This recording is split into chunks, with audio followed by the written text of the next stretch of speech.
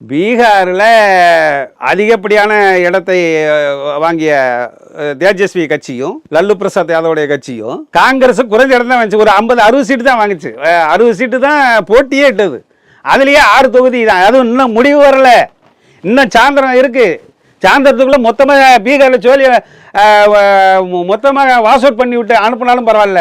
அவர்கள் அதை போல தமிழ்நாட்டிலே காங்கிரசுடைய லட்சியத்தை எதற்காக உருவாக்கப்பட்டதோ அந்த லட்சியத்தோடு அந்த கொள்கையோடு தெளிவாக தமிழக காங்கிரஸ் கமிட்டி தெளிவாக முடிவெடுத்து இனிமேல் அரசியலை தன்னிலை மாற்றிக்கொண்டு செயல்பட்டால் தமிழ்நாட்டில் ஏற்கனவே வாங்குற அந்த 10 தொகுதியாவது கிடைக்கும். ஆனால் இவர்கள் பீகாரிலே இன்றைய தேர்தல் முடிவுகளைப் போல வைகோ அவர்கள் திருச்சியில் இருந்து நடந்து மதுரையில் போய் வைகோ அவர்களுக்கு வரவேற்பு கொடுத்து இந்த மது போதையை நாங்கள் ஒழித்து விட்டோம், விழிப்புணர்வு ஏற்படுத்தி விட்டோம் என்று கேப் மாதிரி முள்ள மாதிரி பேச்சுக்களை அங்கே பேசினாங்கன்னா அது அங்கே யாரெல்லாம் இதில் கலந்து கொண்டு இந்த மது போதைக்கு எதிரான விழிப்புணர்வை நாங்கள் ஏற்படுத்தி விட்டோம், தமிழ்நாடு மக்களே விழிப்புணர்வு அடைந்து விட்டாருன்னு நீங்கள் இந்த அரசியல் சந்தர்ப்பவாத அரசியலும் தமிழக மக்களை அதாவது ஒன்றுமே தெரியாதவர்கள் அரசியல் புரியாதவர்கள் அப்படின்னு இவங்க நினைச்சு பண்ணால்